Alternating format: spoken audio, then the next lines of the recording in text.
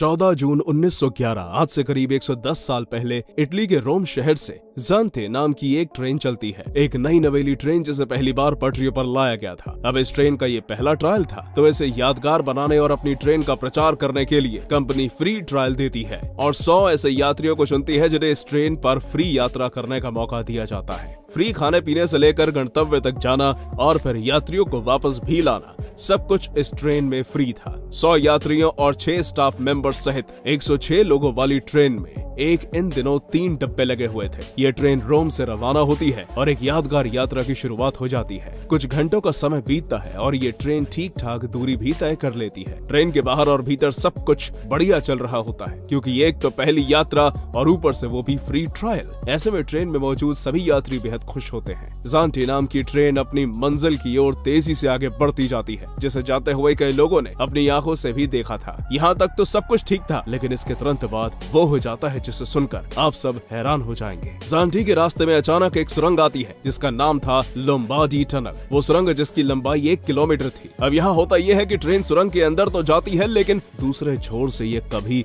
बाहर निकलती ही नहीं। इसके अंदर जाते ही 3 डिब्बों वाली ट्रेन हमेशा के लिए गायब हो जाती है, जो ना तो तब ढूंढने पर मिलती है और ना ही इसका पता आज 110 सालों के बाद भी लग पाया है। जी हाँ दोस्तों, जिस तरह आपको हैरानी हुई ठीक उसी तरह उन लोगों को भी हुई थी जो इस ट्रेन का बेसब्री से इंतजार कर रहे थे। वो लोग जिन्होंने इस ट्रेन को सुरंग तक जाते हुए देखा था, वो लोग जिन्होंने इस ट्रेन को हरी झंडी दिखाकर आगे पास किया था। जब कई घंटों तक उन्हें इस ट्रेन के बारे में कुछ भी पता नहीं चला, तो हर तरफ से हड़कंप मच गया। पूरी बात समूचे इटली में आग की तरह फैल गई कि 106 लोगों वाली एक ट्रेन लोम्बार्डी नाम की एक सुरंग में गायब हो गई है। इस घटना के तुरंत बाद इसकी जाँच शुरू कर दी गई, क्योंकि 1 किलोमीटर की सुरंग को पार करने में ट्रेन को 1 दिन से ऊपर का समय बीत चुका था, जिसका केवल एक ही मतलब था कि ज़ांते किसी हादसे का शिकार हो चुकी है और उसके साथ असल में क्या हुआ है ये जानना बेहद जरूरी था। सभी का शक रहस्यमय सुरंग पर ही था। जिसके बाद सुरंग के चप्पे चप्पे को छाना गया। लोगों को शक था कि कहीं सुरंग में कोई गहरी खाई खुफिया रास्ता तो नहीं है जहां ट्रेन रास्ता भटक कर चली गई हो और दुर्घटनाग्रस्त हो गई हो। लेकिन आपको जानकर आश्चर्य होगा कि ना तो सुरंग में ऐसा कोई खुफिया रास्ता मिलता है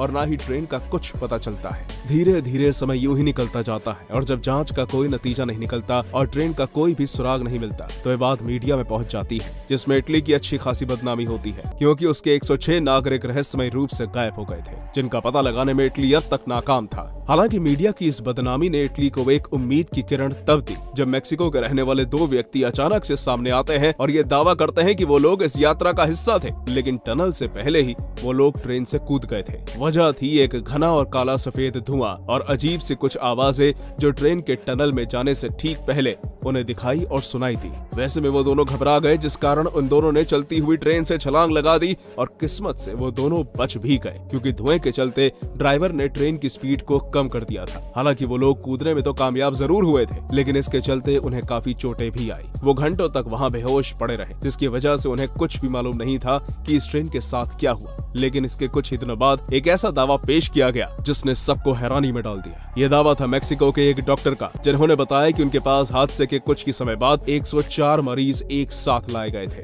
डॉक्टर के अनुसार वो सभी मानसिक रोगी थे, जिनकी हरकतें और बातें दोनों ही बड़ी अजीब थी। उस डॉक्टर ने उनसे ये जानने की कोशिश भी की कि उनके साथ क्या हुआ था, उनकी ये हालत किसने और कैसे की, लेकिन वो लोगों से कुछ भी नहीं बता पाए। हालांकि 104 मरीज और 2 मैक्सिकन यात्रियों को मिला लिया जाए तो कुल संख्या 106 ही बनती है। लेकिन जब उस महिला डॉक्टर ने यह बताया कि वो सभी इलाज के बाद कहां गायब हुए हैं, किसी को भी नहीं पता। समय के साथ लोग इस हादसे को भूलने लगे। इसके चलते जांचकर्ताओं ने भी सबूतों के अभाव में जांच को कहीं न कहीं रोक दिया था और तब से लेकर आज तक ये ट्रेन हादसा एक रहस्य बनकर रह गया। लेकिन जहां जांच भले ही रोक दी गई थी, लेकिन समय समय पर इसके बारे में दावे का सिलसिला कभी नहीं रुका। ऐसा ही एक सबसे बड़ा दावा तब किया गया जब ये पता चला कि इस ट्रेन को हूबहू अलग अलग समय पर अलग अलग जगहों पर देखा गया है। कभी ये ट्रेन रोमानिया में देखी गई तो कभी रशिया में, इसे जर्मनी, मेक्सिको और यहाँ तक कि भारत में देखे जाने का दावा भी किया गया है। ऐसी ही एक आप बीती है यूक्रेन के जावालिची स्टेशन की, जहाँ पर ज़ांते जैसी एक 3 डिब्बों वाली ट्रेन पहुँचती है। रात का समय था और स्टेशन भी बेहद छोटा था, जहां केवल उस समय एक ही व्यक्ति मौजूद था और वो था स्टेशन का मास्टर, जिसके द्वारा बताया गया कि उन्होंने इस ट्रेन को अपनी आंखों से देखा है, जो बिना पटरियों और बिना किसी टाइम टेबल के स्टेशन पर आती है और फिर स्टेशन को पार भी कर जाती है। पहले तो उन्हें लगा कि उन्हें कोई धोखा हुआ है, लेकिन जब वो गौर से देखते हैं तो वो सचमुच की एक ट्रेन ही थी